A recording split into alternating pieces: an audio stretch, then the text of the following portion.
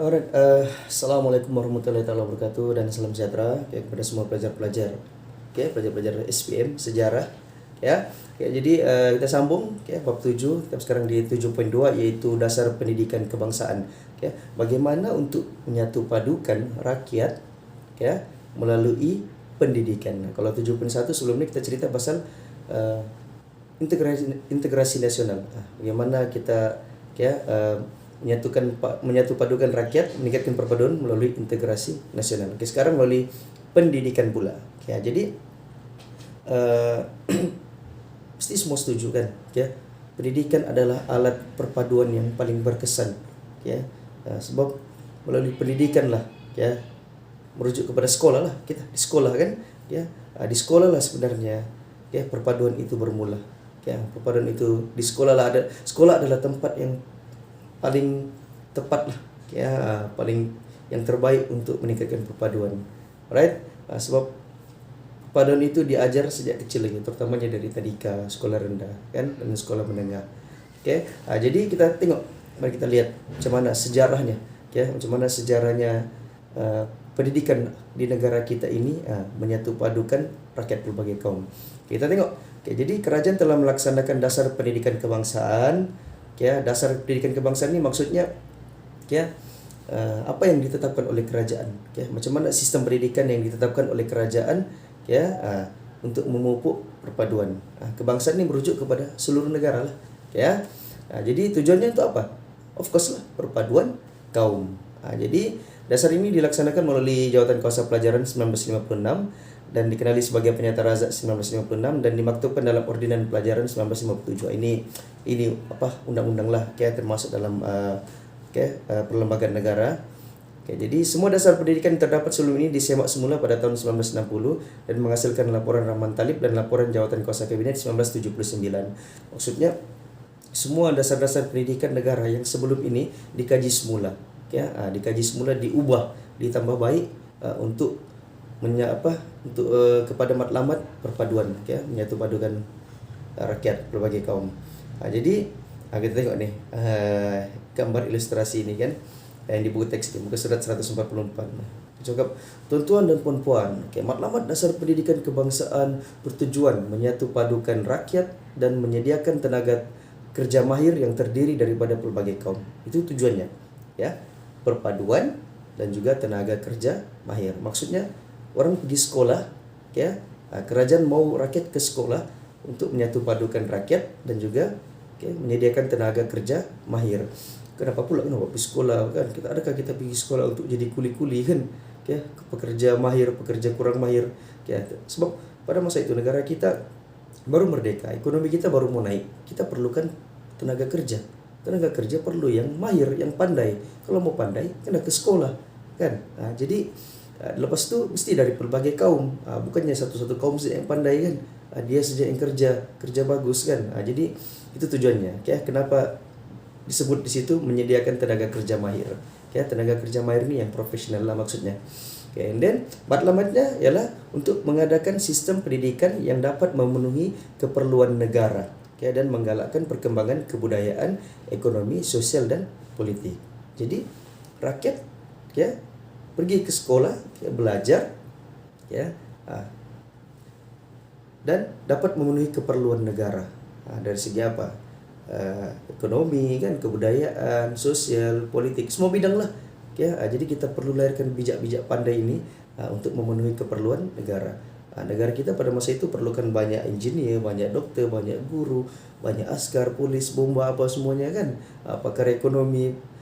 Jadi itu tujuannya pendidikan, Dan juga ia juga bermatlamat melahirkan rakyat yang berilmu, seimbang dan harmonis serta menyumbang kepada keharmonian dan kemakmuran negara. Jadi maksudnya matlamat pendidikan pada masa itu, bukan masa itu, sekarang pun begitu juga Mas, melahirkan masyarakat yang berilmu. Of course lah, pergi sekolah untuk jadi orang berilmu. Seimbang dari segi apa? Seimbang lah, semua dia pandai. Sasianya bagus, agamanya bagus, akademiknya bagus, sukannya bagus, kesenian kebudayaan, semua seimbang. Dan juga menyumbang kepada keharmonian dan kemakmuran negara. Jadi bila kita lahirkan pelajar-pelajar yang seimbang, yang berjaya semua kan, jadi of course lah dia akan menyumbang kepada kemakmuran negara kan.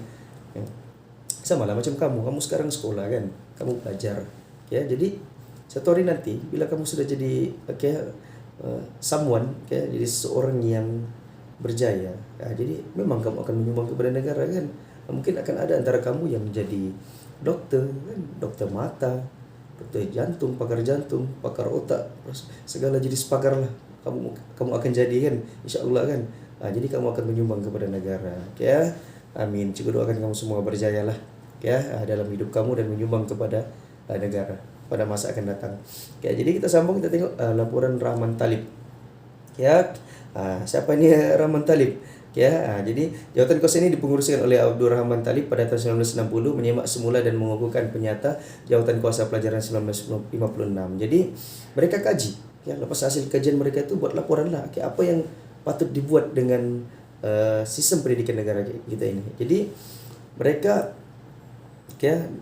tetap dengan pendirian pendidikan untuk kebangsaan, untuk menyatu padukan rakyat, memupuk perpaduan dan integrasi. Jadi apa yang mereka laporkan, mereka mau menjadikan bahasa Melayu sebagai bahasa pengantar pada semua peringkat pendidikan, menengah, rendah, sekolah rendah, sekolah menengah, universiti ke peringkat tinggi yang menggunakan bahasa Malaysia.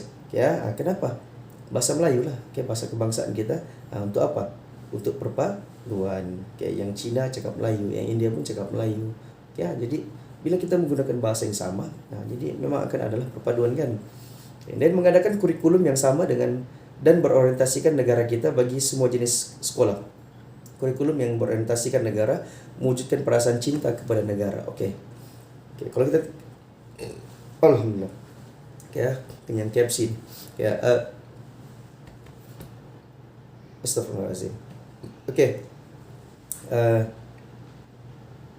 Kurikulum yang berorientasikan negara. Sebab zaman British, sekolah vernacular ni, orang punya kurikulum, orang punya pelajaran berorientasikan negara luar. Yang Cina berorientasikan negara Cina. Yang India berorientasikan negara India. Yang Inggris ikut British lah kan. Jadi pelajaran tidak sama. Jadi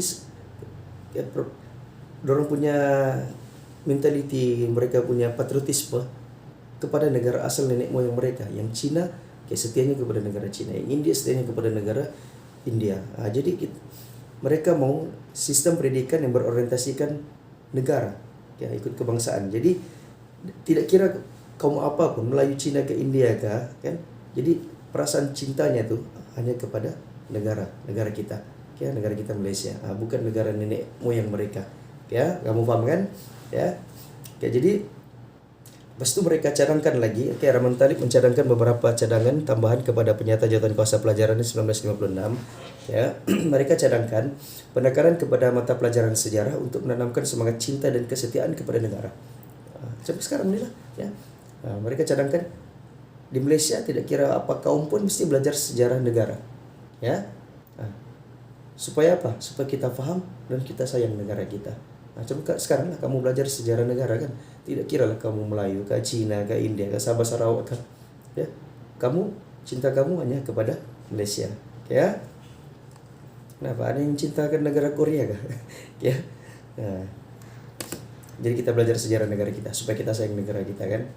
Alright. Jadi seterusnya mewajibkan mata pelajaran tata rakyat untuk membentuk sikap toleransi, bekerjasama dan persamaan antara kaum. Tata rakyat ni belajar pasal apa?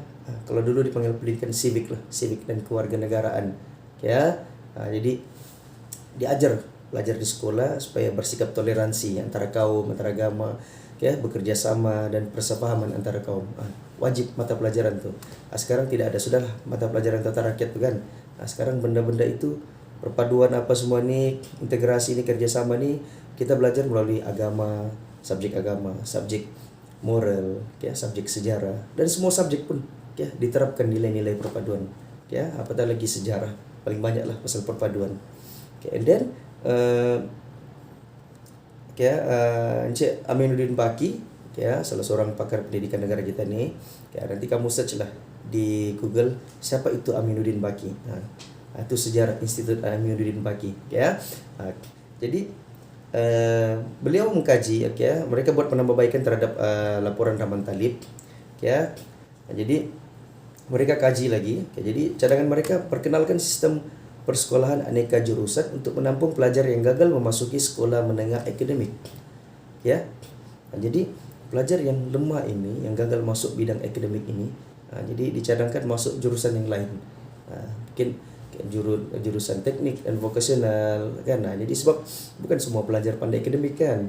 Ya. Jadi beliau cadangkan ya, wujudkan persekolahan pelbagai jurusan ya. Jadi memperkenalkan kursus kemahiran untuk melahirkan tenaga kerja mahir yang melibatkan pelbagai kaum serta persediaan memenuhi permintaan pasaran kerja. Ya, ini adalah asas kepada teknik dan vokasional yang wujud pada hari ini. Ya, jadi pelajar yang tidak pandai akademik diajar pasal kemahiran apa? Menjahit, masak, pertukangan, ya, mechanical apa semua itu, belajar kemahiran. Supaya apa? Untuk memenuhi kehendak keperluan tenaga kerja. Sebab negara baru merdeka, industri sedang naik, jadi perlukan tenaga kerja yang mahir. Ya, bukan saja setakat pandai membaca, menulis dan mengira. Mereka kena ada satu kemahiran yang khusus, ya, supaya mereka boleh bekerja di dalam industri-industri yang tertentu. Ya, perindustrian, perkilangan, kan, pembuatan semuanya itu. Ya, jadi mesti pandailah yang berkemahiran. Di mana belajar? Di sekolah lah. Ya. Dan yang ketiga, mewujudkan sekolah kebangsaan yang menggabungkan semua kaum untuk memupuk perpaduan kaum. Ini yang paling penting. Ya, cadangan ini yang terbaik lah. Ya, yang the best untuk menyatu padukan kaum. Wujudkan sekolah kebangsaan yang menempatkan pelajar-pelajar semua kaum, Melayu, Cina, India, semua berkumpul dalam satu sekolah. Ya, ini yang cadangan yang the best lah, ya, untuk menyatu padukan kaum. Setuju atau tidak? Kamu kena setuju. Ya, itulah hakikatnya. Alright. Dan kita tengok dikaji lagi, laporan jawatan kuasa kabinet, mereka teruskan lagi kajian pada September 1974. Fungsi jawatan kuasa ini mengkaji semula pelaksanaan sistem pelajaran kebangsaan. Laporan jawatan kuasa kabinet diumumkan oleh Menteri Pelajaran pada tahun 1979. Lama sudah nih, saya pun belum lahir lagi. Yaitu kurikulum baru sekolah rendah KBSR. Kamu tidak sempat lah. Saya adalah generasi yang sempat dengan KBSR nih. Ya, matlamat utama pembentukan KBSR yang perlu dicapai antaranya murid dapat menguasai dan menghargai bahasa Melayu sebagai bahasa kebangsaan dan sebagai alat perpaduan. Ya, semua kaum mesti pandai bahasa Melayu, menghargai bahasa Melayu. And then yang kedua, menguasai 3 bidang asas, yaitu bidang komunikasi, kemanusiaan, dan alam sekitar serta bidang perkembangan diri individu. Ya. Jadi memastikan matlamat pendidikan relevan dengan keperluan semasa bagi menghadapi cabaran abad ke-21. Dan kemudiannya kurikulum standar sekolah rendah KSSR diperkenalkan mulai pada 2011 lah. Kamu lah, batch kamu ni KSSR sudah. Jadi siapa yang kerja 1 tahun 2011, mereka lah adalah batch pertama KSSR. And then sekolah menengah pula, kurikulum baru sekolah menengah KBSM. Jadi mula dilaksanakan pada tahun 1989. Ini 89 saya baru lahir. KBSM digubal berdasarkan matlamat falsafah pendidikan kebangsaan untuk melahirkan generasi yang berilmu, berkemahiran, dan generasi yang bersatu padu. Berilmu, berkemahiran, dan bersatu padu. Jadi KBSM digantikan dengan kurikulum standar sekolah menengah KSSM. Tengoklah buku teks kamu ni kan, KSSM kan. Bermula pada tingkatan 1 2017. Pembaruan kurikulum yang dilaksanakan selaras dengan Pelan Pembangunan Pendidikan Malaysia 2013 hingga 2025 dan memberikan fokus kepada penguasaan kemahiran abad ke-21. Kita fokus kepada teknologi lah, sains, teknologi, engineering, dan mathematics. Jadi kamu ingat saja 1979 KSSR ganti dengan KSSM, KBSM tukar dengan KSSM. Itulah kamu kena ingat.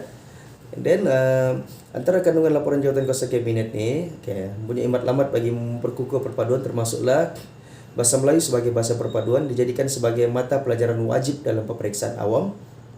Jadi bahasa Melayu wajib lulus, wajiblah dalam peperiksaan awam. Peperiksaan awam ni maksudnya yang dulu UPSR, PMR, dan SPM, STPM. Penegasan kepada pendidikan kerohanian melalui mata pelajaran pendidikan Islam dan pendidikan moral.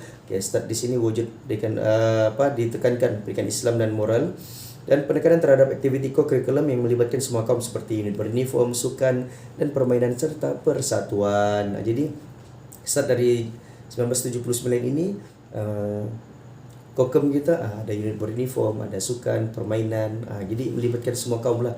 Maksudnya perpaduan itu bukannya di dalam kelas saja, melalui kurikulum saja, tetapi melalui co-kurikulum. Ya betul lah kan, melalui Kokem lah kan kita jumpa, kita rapat dengan kawan-kawan yang Cina, kawan yang India, kaum lain kan. Contohnya macam pengakap, macam saya sendiri pun pengakap. Jadi pengakap ini terdiri daripada pelbagai kaum. Jadi masa kita berpengakap, kema kan, berjambori itu, masa itulah kita merapatkan hubungan antara kaum, antara kaum dan antara agama, antar integrasi antara negeri, antara wilayah. Di situ kita kenal dengan kaum-kaum lain, masyarakat Cina dari kaum lain. Contohnya macam kami di Sabah kan. Di Sabah pun ada orang Cina, tapi kami tidak berkenalan dengan, tidak tahu budaya masyarakat Cina yang di Semenanjung.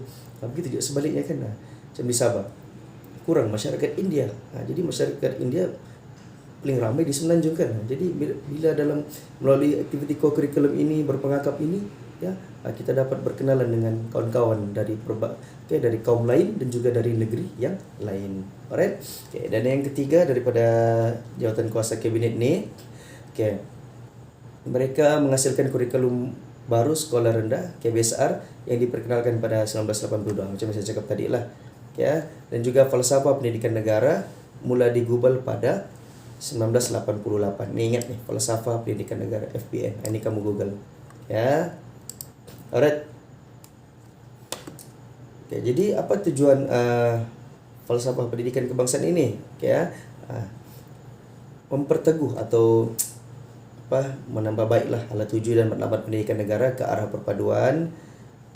FPN ini ditukar kepada FPK lah, negara kepada kebangsaan. 1996. Falsafah ini menekankan sistem pendidikan menyeluruh dan bersepadu bagi membentuk pelajar yang seimbang dari segi jasmani, emosi, rohani dan juga intelek. Macam mana mau ingat nih, kita guna akronim JERIS.